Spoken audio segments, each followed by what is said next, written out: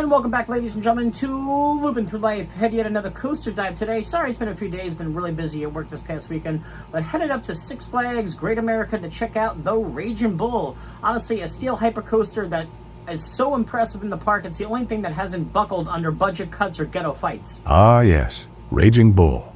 Much like your dating history, loud, unstable, and it ends with everyone screaming for it to stop. At over 200 feet, it towers the park, much like your mother, Ferris, towers over the buffet line at Golden Corral. Bold talk from a man whose idea of cardio is walking back to his car. Saddle up, cowboy. It's time for Coaster Dive.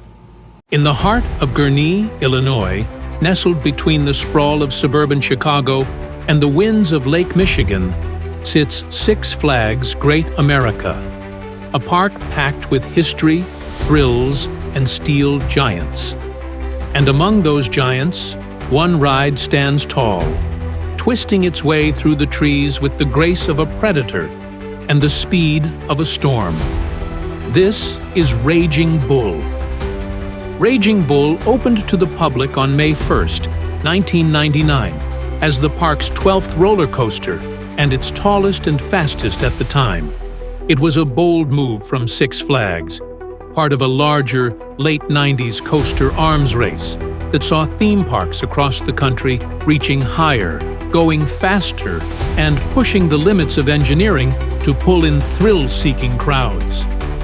The ride was manufactured by Bolliger and Mabillard, better known in the coaster community as B&M, a Swiss company already famous by the late 90s for their incredibly smooth and reliable rides.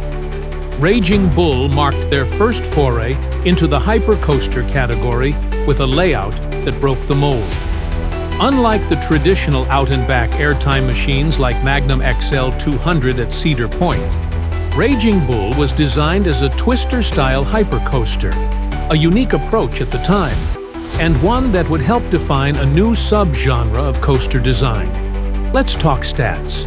Raging Bull stands 202 feet tall, but what sets it apart is its 208-foot drop, which dives into a tunnel below ground level.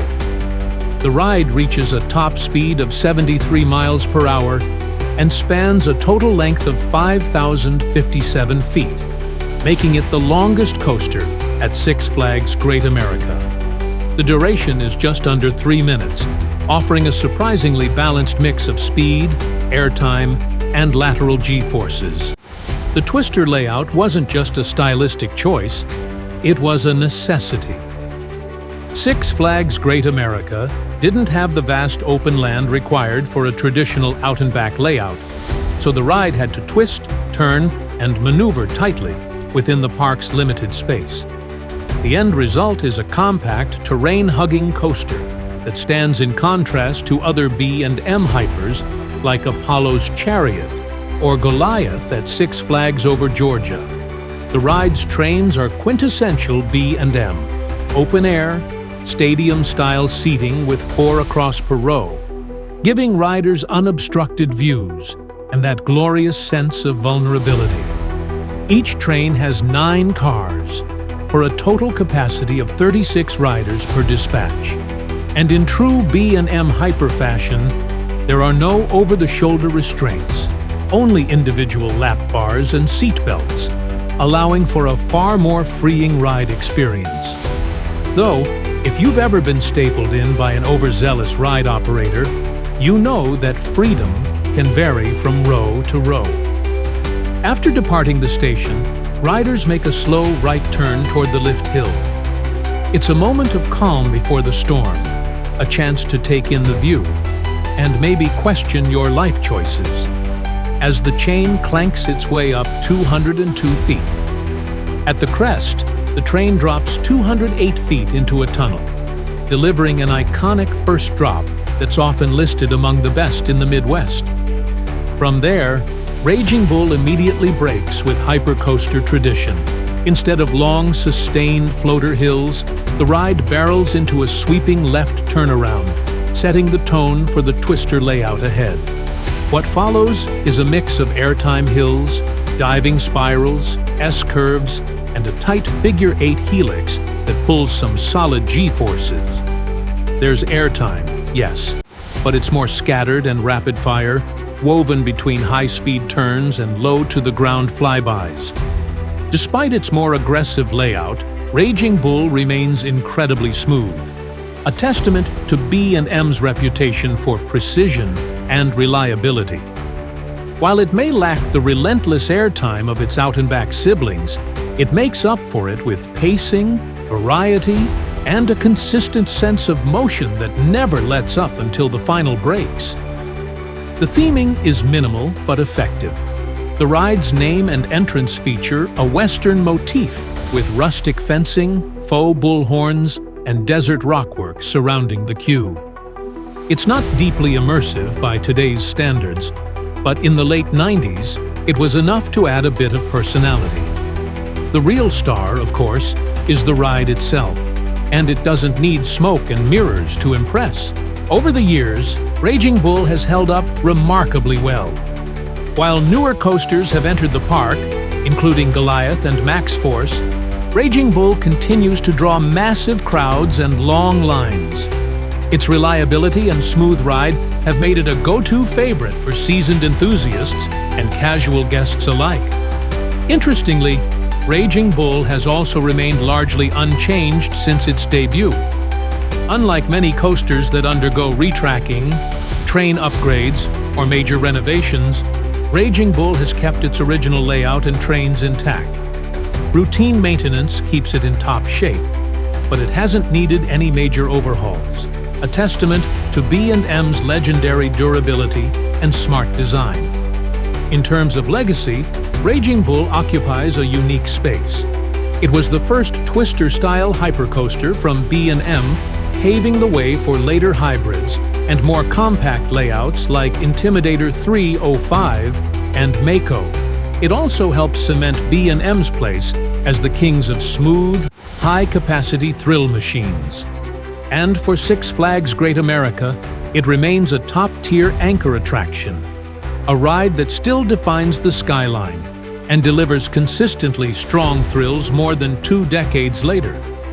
Critics and fans alike have praised the ride for its grace, speed, and flow, though some airtime junkies feel it doesn't deliver the same pop as rides like Nitro or Goliath. Still, its combination of elements, strong pacing, and relentless movement give it a distinct personality.